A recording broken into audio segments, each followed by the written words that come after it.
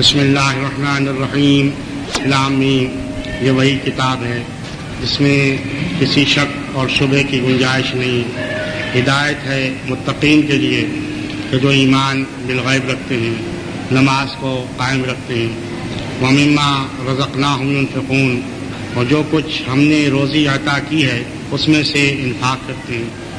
اس سلسلے میں بیان کیا تھا کہ اکثر آیات میں کسی قسم کا صیغہ ہے. خدا عالم نے رزق کو اپنی طرف منسوخ کیا ہے. وَمِمَّا رَزَقْنَاهُمْ، جو ہم رزق عطا کرتے ہیں.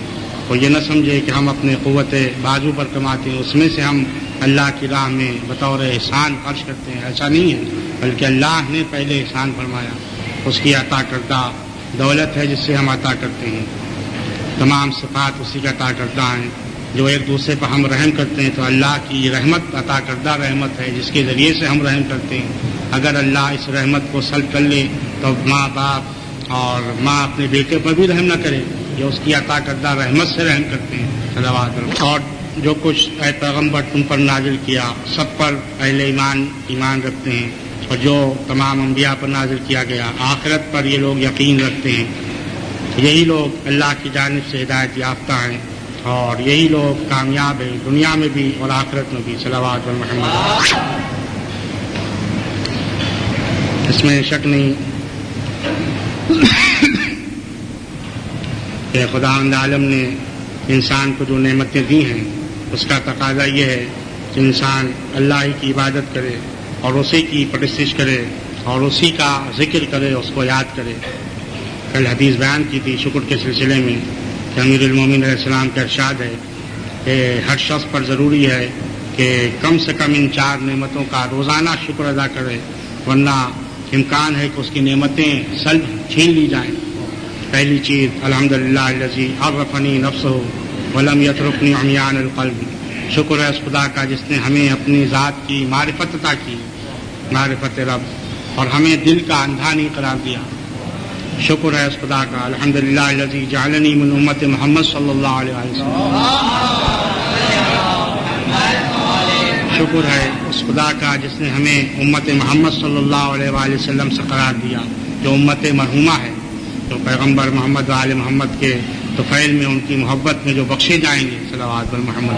تیسری چیز الحمدللہ الذی جعل رزقی فی یدہ ولم یجعلہ فی ایدی الناس. شکر ہے اس خدا کا جس نے ہماری روزی کو اپنے ہاتھ میں رکھا، دوسروں کے ہاتھ میں نہیں رکھا. اگر دوسروں کے ہاتھ میں رکھتا تو پھر ایک دوسرے کو بھوکا مار ڈالتے، لیکن اللہ نے روزی کو اپنے ہاتھ میں رکھا ہے. الحمدللہ الذی ستر ذنوبی ولم یفضحنی بین الناس. شکر ہے اس خدا کا جس نے ہمارے گناہوں کو پوشیدہ رکھا، لوگوں کے درمیان رسوا نہیں کیا. تو ان 4 چیزوں کا شکر ضرور ہے. الحمدللہ الذی عرفنی نفسہ ولم یترکنی عمیان القلب. پہلا جملہ شکر ہے اس خدا کا جس نے اپنی ذات کی معرفت عطا کی، ہمیں دل کا اندھا بے بصیرت نہیں قرار دیا. الحمدللہ الذی جعلنی من امت محمد صلی اللہ علیہ وسلم. شکر ہے اس خدا کا جو جس نے ہمیں امت محمد صلی اللہ علیہ وآلہ وسلم سے قرار دیا. تیسری چیز الحمدللہ الذی جعل رزقی فی یدہ ولم یجعلہ فی ایدی الناس. شکر ہے اس خدا کا جس نے ہماری روزی اپنے ہاتھ میں رکھی، خدا نے اپنے ہاتھ میں رکھی اور لوگوں کے ہاتھ میں نہیں دی. خود ہمارے ہاتھ میں نہیں دی، ہم سمجھے کہ ہمارے ہاتھ میں بھی نہیں، رب اللہ نے رکھا. الحمدللہ الذی ستر ذنوبی ولم یفضحنی بین الناس. شکر ہے اس خدا کا جس نے ہمارے گناہوں پر پردہ ڈالا اور لوگوں کے درمیان رسوا نہیں کیا. عرض کیا تھا کہ اعمال میں سب سے اہم چیز نماز ہے. ان قبلت قبل ما سوا. اگر نماز قبول کر لی گئی تو پھر سارے اعمال قبول کر لیے جاتے ہیں. اگر نماز رد کر دی گئی تو سارے اعمال رد کر دیے جاتے ہیں. ہاں حضرت کی حدیث ہے کہ ما بین المسلم و بین ان یکفر الا ان یترک الصلاۃ الفریضہ متعمدا او یتہاون بها. کہ مسلمان شخص میں اور کافر میں، اسلام و کفر میں فاصلہ نہیں ہے مگر صرف اس بات کا کہ کوئی شخص اس چیز پر عمل کر لے، اس فاصلے کو ختم کر دے کہ وہ نماز کو، فریضہ واجب نماز کو جان بوجھ کر ترک کرے یا اس کو سبق سمجھے. 2 باتیں. ترک بھی نہیں کر رہا، پڑھ رہا لیکن سبق سمجھ کر، تو ایسے پڑھنے کا بھی کوئی فائدہ نہیں. امام جعفر صادق علیہ السلام کہ ما بال الزانی لا نسمی کافرن، کیا سبب ہے کہ ہم زانی زنا کرنے والے کو کافر نہیں کہتے. و تارک الصلاۃ نسمی کافرن، اور تارک الصلاۃ کو نماز کو ترک کرنے والے کو ہم کافر کہتے ہیں. وما الحجۃ فی ذلک، اس میں کیا دلیل ہے، کیا حجت ہے.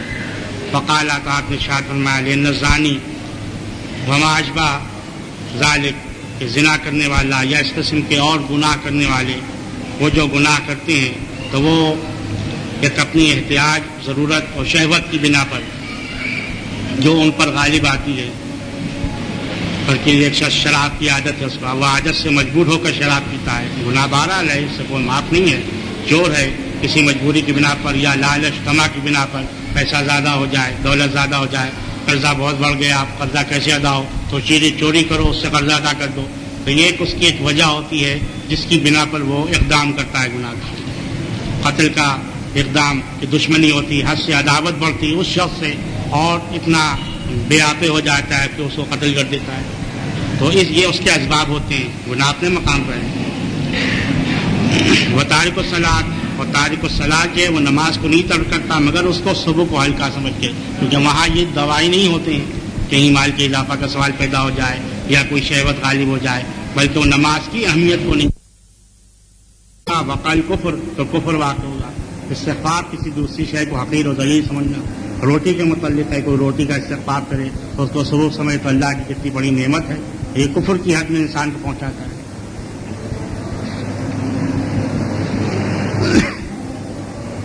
ایک شخص پیغمبر اسلام کی خدمت میں آیا اور عرض کیا رسول اللہ اوصینی، اے پیغمبر اسلام مجھ کو وصیت فرمائیے. تو آپ نے ارشاد فرمایا لا تدع الصلاۃ متعمدا، دیکھو جان بوجھ کر نماز کو ترک نہ کرو. فإن من ترکها متعمدا، جو شخص جان بوجھ کر نماز کو ترک کرے گا، فقد برئت منہ ملت الاسلام، تو ملت اسلام اس سے بری ہے، اس سے بیزاری کا اظہار کرتی ہے. دوسری جگہ ارشاد ہوا من ترک الصلاۃ ولا یرجو ثوابها ولا یخاف عقابها فلا ابالی یموت یہودیا او نصرانیا او مجوسیا. قال اللہ تعالی اقیموا الصلاۃ ولا تکونوا من المشرکین. اگر کوئی شخص نماز کو چھوڑ دے، نہ تو اس کی ثواب میں کی امید ہے، کوئی ثواب کی پرواہ نہیں، نہ اس کے عقاب سے اس کو خوف ہو، تو مجھ کو کوئی پرواہ نہیں کہ یہودی مرے یا نصرانی یا مجوسی. خدا تعالی فرماتا اقیموا الصلاۃ، نماز کو قائم کرو، ولا تکونوا من المشرکین، اور مشرکین سے نہ ہو جاؤ. صلوات کہ نماز کا ترک کرنا یہ شرک میں داخل کرتا ہے انسان. اسی لیے بڑی اہمیت ہے نماز کی. اور پھر نماز کے لیے نماز جماعت کا استحباب اور اس کی خاص طور سے تاکید کی گئی ہے تاکہ لوگوں کو معلوم ہو کہ کون صحیح معنوں میں مسلم ہے، مسلمان مومن ہے، اور وہ خدا اور رسول کی باتوں پر عمل کرنے والا ہے، کون عمل کرنے والا نہیں ہے. بہت سے اعمال ہیں جو پوشیدہ طریقے سے ہوتے ہیں، لوگوں کو معلوم نہیں ہوتا، لیکن نماز کو ظاہر بظاہر کھلم کھلا رکھا ہے تاکہ پتہ چلے کون متکبر ہے، کون متکبر نہیں ہے، متواضع. اگر کوئی شخص مسجد میں نہیں آتا، نماز جماعت میں کبھی شریک نہیں ہوتا، تو سمجھ لے کہ وہ متکبر ہے، اور ایسے شخص سے تکبر کرنا عبادت ہے. صلوات اللہ. اب پابندی سے نہیں آتا یہ الگ مسئلہ ہے، کبھی موقع ملا نہیں ملا، لیکن بہرحال آتا ہے. ایک شخص بالکل نہیں آتا، آپ نے تو کیوں نہیں آتا؟ نماز کو ثبوت سمجھتا ہے، یا مسجد کو ثبوت سمجھتا ہے، یا ان مومنین کو ثبوت سمجھتا ہے، معمولی عقید سمجھتا ہے، اپنے کو بلند سمجھتا ہے تیسرا کو، اس کے علاوہ اور کوئی خیالات نہیں ہو سکتے. صلوات پر حضرت کی حدیث ہے کہ اگر کوئی جماعت میں آئے ایمان رکھتے ہوئے اللہ کی خوشنودی میں، تو خدا عالم اس کے تمام گناہوں کو بخش دیتا ہے. والرکعت فی الجماعت، نماز جماعت میں ایک رکعت برابر ہے 24 رکعتوں کی، اور ایسی 24 رکعتیں جن میں کی ہر رکعت اللہ کے نزدیک 40 سال کی عبادت سے بہتر ہے. آگاہ ہو جو مسجد کی طرف آئے اور اس میں جماعت کی تلاش میں جماعت کا خواہاں ہو، تو ہر قدم کے عوض میں خدا عالم 70,000 حسنیں لکھتا ہے، اور ہر قدم کے عوض میں 70,000 درجے جنت میں اس کے بلند ہوتے ہیں. وَإِن مَاتَ وَهُوَ عَلَى ذَلِكَ، اگر وہ اسی حالت میں مر گیا تو خدا عالم 70,000 فرشتوں کو موکل کرتا ہے، مقرر کرتا ہے کہ اس کے قبر میں آتے رہیں اور اس کے تنہائی میں انس پیدا کریں اور اس کی وحشت کو دور کریں اور استغفار کرتے رہیں یہاں تک کہ خدا عالم لوگوں کو محشور کرے. صلوات. تو اس سلسلے میں صبح کو مسجد میں موعظے کے سلسلے میں عرض کیا تھا کہ نماز جماعت کا ایسا قانون ہے کہ جو ہر مسجد میں، خصوصاً جو محلے کی مسجد ہے، جامع مسجد ہے، تو وہاں ضروری ہے کہ مومنین کا اجتماع ہو، اور اگر کوئی محلے میں رہ رہا ہے، قریب ہے، نماز جماعت میں حاضر نہیں ہوتا جان بوجھ کر، تو وہ اعراض کرنے والا ہے نماز جماعت سے، اور اس کے متعلق کہا گیا کہ لا صلاۃ له، اس کی نماز نہیں۔ البتہ اگر فاصلہ ہے، مسجد میں نہیں پہنچ سکتا، اتنی دور رہتا ہے، تو وہ فرادہ پڑھ سکتا ہے۔ وہ عذر شرعی ہو گیا، یا بارش ہو گئی، آندھی چل رہی ہے، ایسا موقع آ گیا مسجد میں نہیں پہنچ سکتے، تو وہ فرادہ پڑھ لے۔ لیکن اگر کوئی عذر شرعی نہیں ہے، ہم جا سکتے ہیں، پہنچ سکتے ہیں، پھر نہ پہنچیں، تو پھر اس وقت بلا عذر اس نے نماز کو چھوڑا۔ اور اس سلسلے میں بیان کیا تھا کہ نماز جماعت جو منعقد ہوتی ہے، تو اس کے مقابلے میں ہمیں اپنے طور سے کوئی پروگرام اس موقع پر نہیں بنانا چاہیے۔ اور بعض پروگرام ایسے ہیں کہ جو عبادت ہوتے ہیں، عبادت کا ثواب ہے، بڑی اہم عبادت ہوتے ہیں، جیسے افطار پارٹی مقرر کی جاتی ہے جو عین مغرب کے موقع پر، تو ظاہر ہے کہ وہ جماعت میں جہاں بھی مسجدیں ہوتی ہیں وہاں اس کا انتظام ہوتا ہے۔ اگر کوئی شخص الگ بنائے تو ظاہر ہے کہ اتنے آدمیوں کو اس نے روک لیا نماز جماعت سے شریک ہونے سے۔ اگر کسی ہوٹل میں، بڑے سے بڑے ہوٹل میں آپ دیجیے، تو جتنا زیادہ اجتماع مجمع کیجیے گا اتنا ہی کار خیر سے آپ نے روک لیا لوگوں کو۔ صلوات پڑھ رسول کے مقابلے کی بات ہے، ہم لوگ بگڑ جاتے ہیں۔ اگر آپ نے ایک مجلس مقرر کی، اس موقع پر دوسرا اسی وقت مجلس مقرر کر دے، وہی قائم رکھے، تو بھئی آپ کو شکایت ہو گئی، بھئی آپ ذرا سا فاصلہ کر دیتے آدھا گھنٹے کا، کہ بھئی یہ ختم ہو جاتی، اس کے بعد دوسری مجلس ہوتی۔ تو ہم لوگ اپنے معاملات میں بگڑ جاتے ہیں کہ جائے کہ تو اللہ رسول کی بات ہے، اس نے مقرر کیا ہے کہ یہ جب قائم آئے تو یہ نماز جماعت کا قائم ہے، اس پر تم کوئی پروگرام نہ بناؤ۔ یہ عبادت کی بات ہے، یہ ایسے پروگرام کی بات نہیں ہے کہ کوئی ناچ گانے کا پروگرام کرے، کوئی غلط پروگرام کرے۔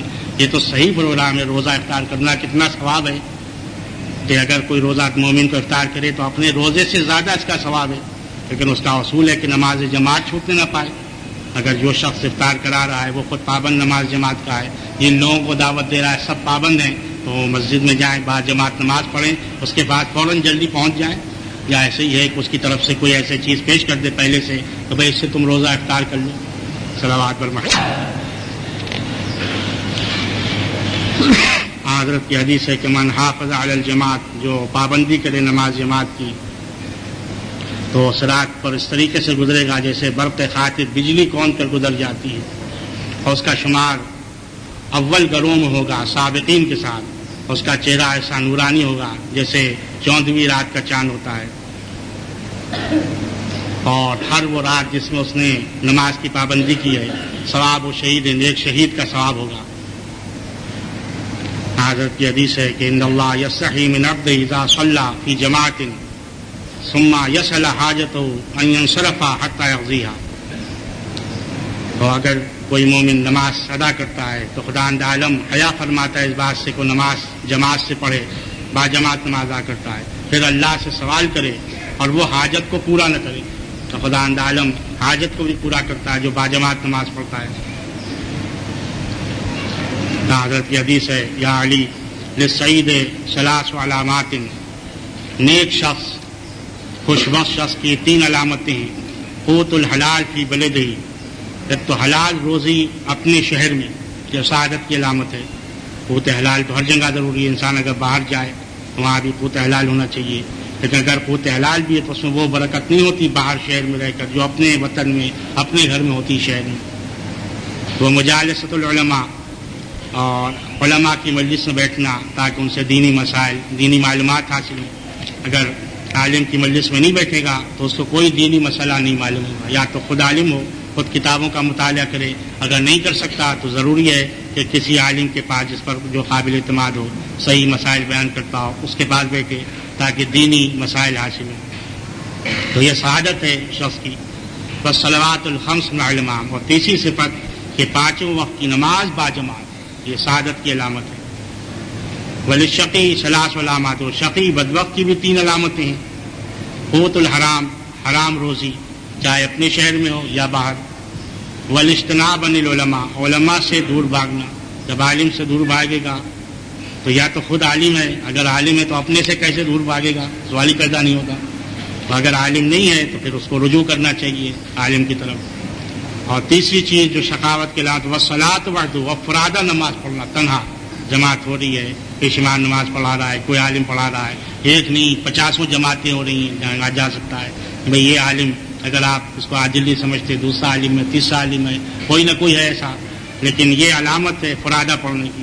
اس سلسلے میں نے مثال دی تھی کہ جن کی عادت فرادہ نماز کی ہو جاتی تو بھی بڑے سے بڑے عالم کے پیچھے وہ نئی نماز پڑھتے. ہم نے نجف میں بھی دیکھا ہے, وہاں عراق میں کیا ہے کہ مرحوم نماز پڑھا رہے ہیں اور دیگر بڑے بڑے علماء, لیکن جو فرادہ پڑھنے والا فرادہ پڑھ رہا ہے اسے بھائی کیوں پڑھ رہے, بس کوئی اس کے بعد جواب نہیں, بھائی ہمارا مرضی ہے, صلوات پر محمد. یہ قسم کی مرض ہوتا ہے. جی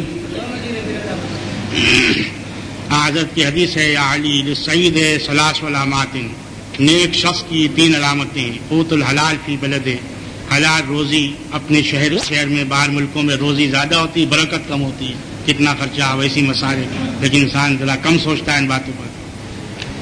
اور دوسری صفت جو سعادت کی علامت ہے وہ مجالسۃ العلماء, علماء کے ساتھ اٹھنا بیٹھنا, ان سے یعنی مسائل دریافت کرنے کے لیے, نئے غرض سے خالی عالم میں بیٹھے اور اپنے مسائل دنیاوی مسائل عالم کو بتائے, یہ مقصد نہیں ہے, بلکہ عالم سے حاصل کرے.